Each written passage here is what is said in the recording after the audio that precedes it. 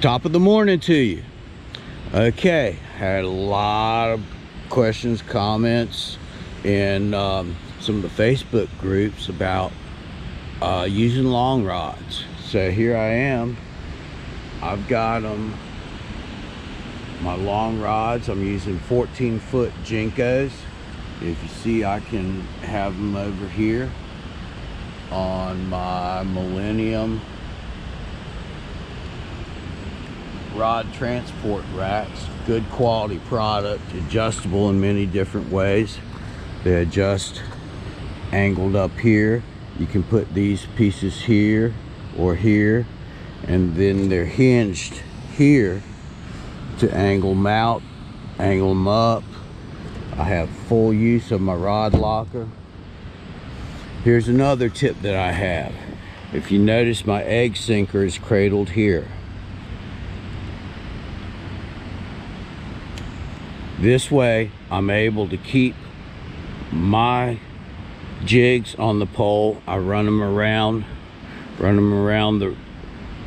the reel and back up to the hook keeper, and then I cradle this. They don't damage your rod blanks or your handles by jumping around. They don't get tangled up. You got to make things work for you. And I'll be utilizing the Spider Lock rod holders. They're pretty good. They're adjustable and they are very, very durable. Great welds on there. All right, thanks. We'll be back again and tell you more about this actual setup using long rods. And about the long rods, got my Millennium transport rack. Keeps your rods safe, in line, tips not damaged, nothing banging around each other. Got these nice bungees. They'll keep your rods in control and stable going down the interstate. Got Millennium rod holders. Very versatile, adjustable, pretty much any way. Really well made, really well made. Same folks that make the tree stands. Got my Marine Electronics Dragonfly and Axiom 9.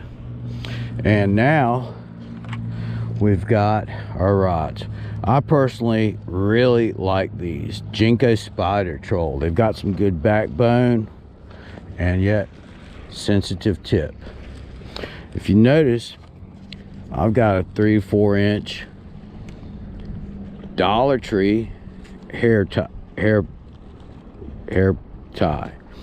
Okay, I take that off. It cradles the egg weights. You put it right back on there. Keeps your line under control. It keeps your prevents damage from the egg weight bouncing around. I've got my hook here in the hook keeper. So, you know, long rods, any rods, you pretty much can have tangles along the way. So I'm gonna be putting these out, and I'll go ahead. There's a lot of different ways to rig this, but I take the hook keeper, and I go around my reel. I'm using an egg weight. I use 1.25 ounces. I like the way that these rods load up. I've got a egg sinker, a bead to protect the knot, a swivel with a snap swivel, and then I've got leaders. I've got my leader consists of a barrel swivel tied to a jig with a loop knot. I like to use 1/4 ounce because they seem to stay in the water. And your line may have some twists. You go one way or the other, figure it out. It's always the opposite. Then once you get your rods out, your line out, you want to tug. You want to tug on this line here. That'll let you know it's free and available. And I'll put that in my rod holder. That's your basic setup on how to. I was using shorter rods, so I'm going to adjust this. You want your rod tips out and just over the water, and you want them spread apart. You want them spread apart and evenly spaced. Now I pre-make up my leaders, and they're all 11 inch. I've got them separated here into one bag is 1/4 ounce heads and 3/32. I keep them individually wrapped. Put more than one in there, they're bound to tangle up. It's just laws of nature. So there you go. That's sort of a how-to on spider rigging on your long poles. And why do you use long poles? Keep it out away from your trolling motor, as well as it's less spooky on the fish, and when they go to spawn, it'll start being shallow.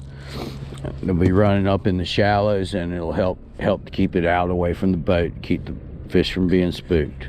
All right, thanks again, and that's a rundown on long rods. I hope this helps.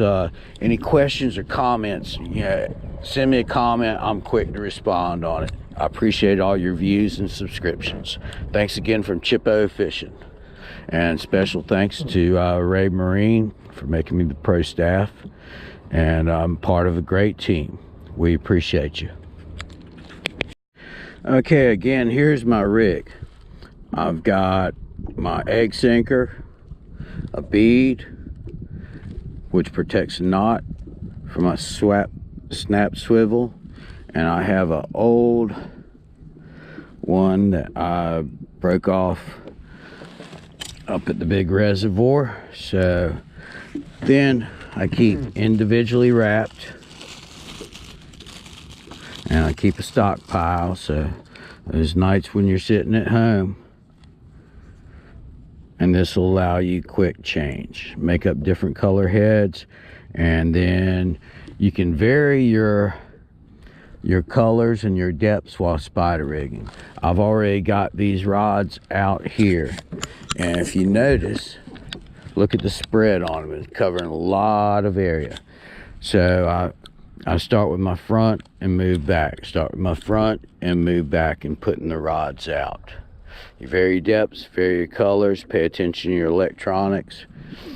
And spider rigging can be stressful. All I can say is make it easy on yourself. Set your equipment up for success, and take that extra time in putting your equipment up, so when you get ready to go, you're able to go a lot faster instead of trying to assemble everything and retying and all that. That's why I've got pre-made up rigs, and they're all the same size, so I know that depth is 11 inches below the snap swivel. And again, this snap swivel, it's a whole lot easier doing quick change if you break off to put another one on, and less time stressing, more time fishing. Tight lines, folks. Thanks again from Chippo Fishing. Y'all get off that couch. You know you can't catch them there. Yes, here's another tip on, I've got a little pill box, and if you notice, I've got my beads, barrel swivels, snap swivels, ready to go in case I have to run out of leaders. Sometimes you hang up a lot, but that's part of it. All right, hopefully all this will help you, and let me know in your comments. All right, I appreciate your views, subscriptions, and sharings. Thanks, guys.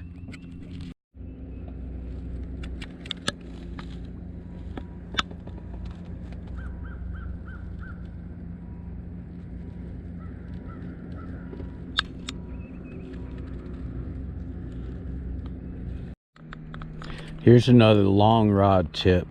If you're suffering from tip wrap, which happens to us all, throw your bait, jig out away from you, put your rod tip in the water, and swish it back and forth, right, left. Maybe that didn't do it, go in a circle.